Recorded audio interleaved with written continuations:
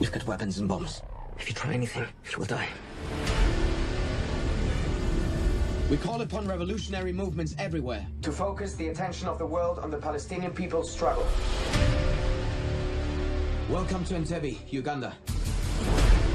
There are 239 hostages at Entebbe. 83 are Israeli. The Germans separated the Jews. We have to act. There can be no negotiations with terrorists. You want to invade Uganda, Shimon? We give it back to them when we leave. These men bear no grudge against you. But if your government do not negotiate, they will kill 2 children every 24 hours.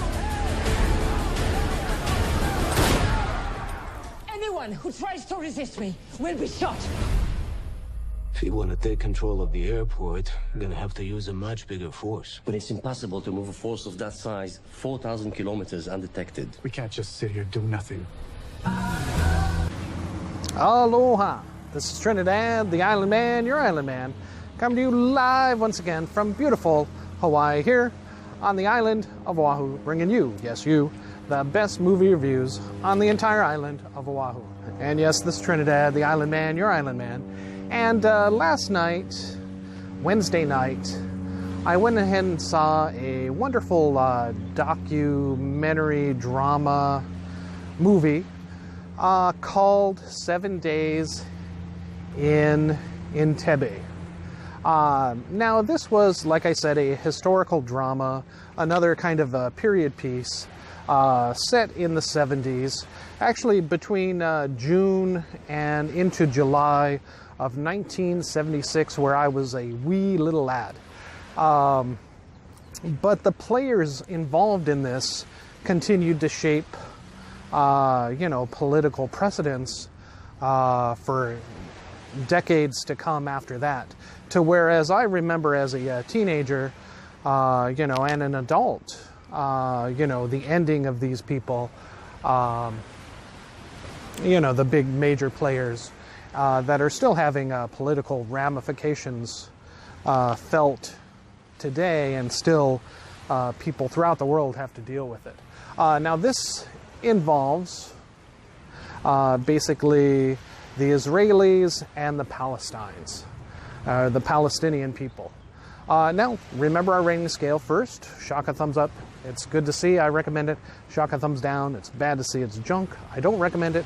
And for 7 Days in Entebbe, it is a shock a thumbs up. Especially if you like, historical pieces, docudramas. You will definitely enjoy this movie. And, it's only being shown in 2D, which is fine for such a type of movie.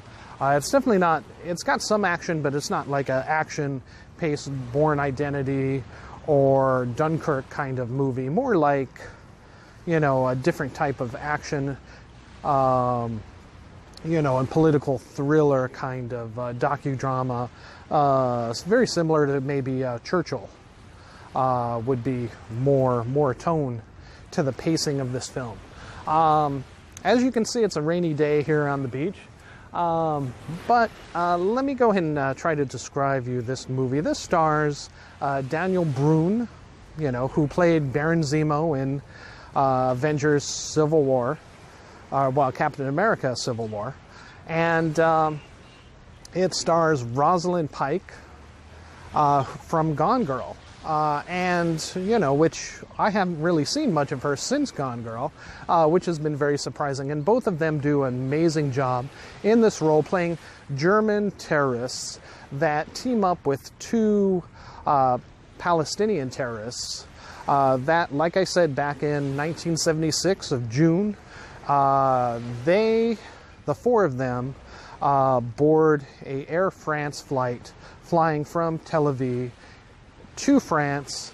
They board in Greece and hijack the plane, taking it eventually to Uganda, there in Entebbe, which unfortunately, in addition to wanting to meet their demands to free Palestinian prisoners from Israel and some German offshoot terrorism groups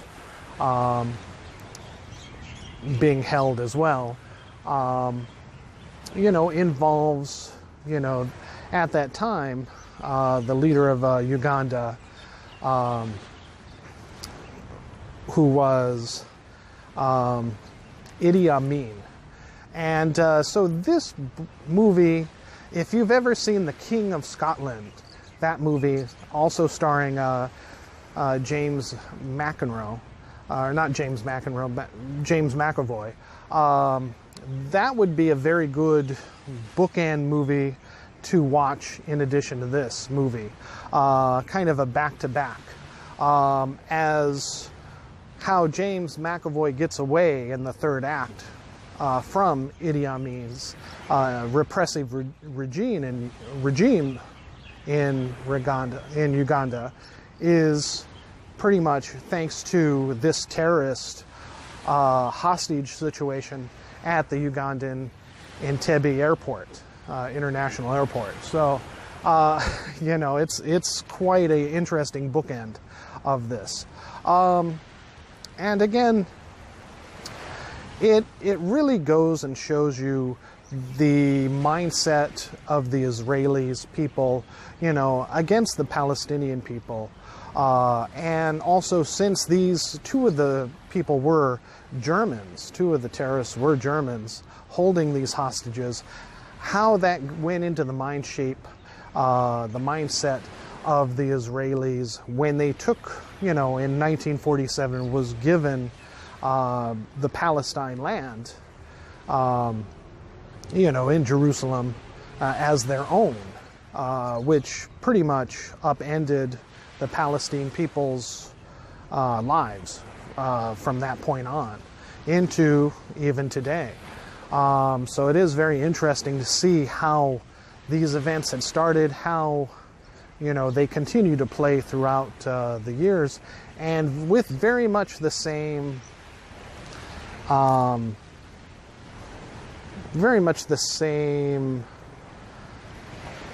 cataclysmic effect, and no sign of a solution in sight.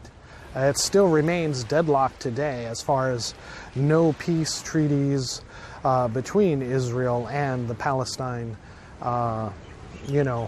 authority.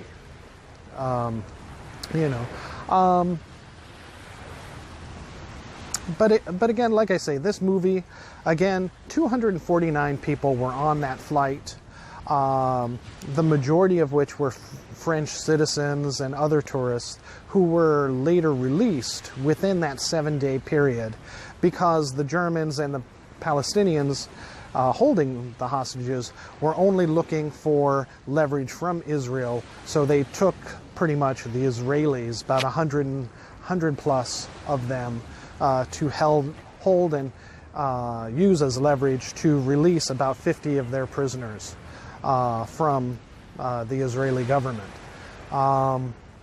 Now, in a daring move, the prime minister of Israel at that time was who was that? It was Qatar Rabin, who remained a very prominent player all the way through his death in 1995. Thanks to his Secretary of Defense, or his Defense Minister, Sharon Peron, also a major player in the continued, Palestinian-Israeli, conflicts and negotiations, for several decades after, through 90s into the 2000s, before his death of old age. The two of them, pretty much the defense minister comes to the conclusion that there can be no negotiations, despite apparently the prime minister wanting to attempt it, and is basically forced by the defense minister. His hand is tipped into sanctioning a daring Israeli Defense Force raid where from Jerusalem,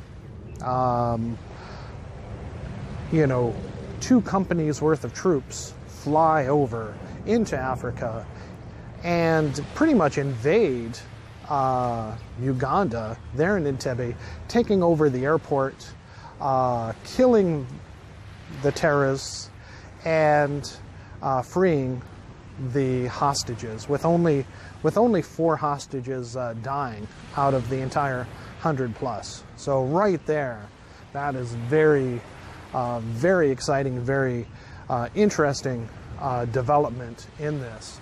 And especially, like I say, for history-wise, this movie, there had been movies back in the 70s about these events, Operation Thunderbolt, that the Israelis did to free these hostages, and explain their reasoning why they did this other than to negotiate.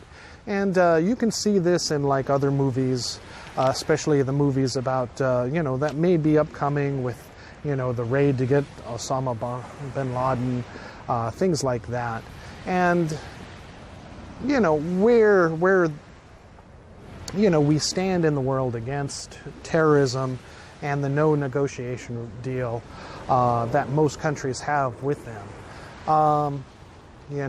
and seeking to use force over, maybe negotiations.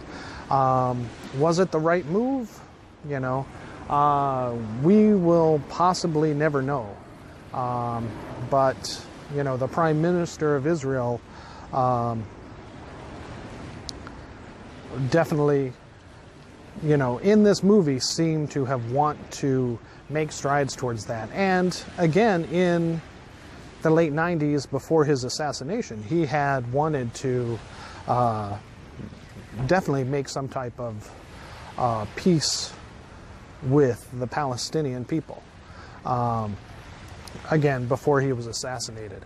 And again, the defense minister at that time, Sharon Peres, had attempted to pretty much do the same throughout his life up until his death in 2016 of old age. So again, this is a very interesting movie, covering, less than 2 weeks of time back in the mid-70s, where a lot of people probably don't know. And, there's tons and millions, probably more stories like this that, over the next, 30 years, we may end up finding out more about it. Not only this story, but other stories, especially with the Gulf War, the Iraqi War, the Afghanistan War, like movies such as 12 Strong that had come out showing such interesting, movements of troops and how they could possibly get over there and do what needs to be done, despite, being in faraway places with very little resources, but still yet overcoming and being able to do their mission.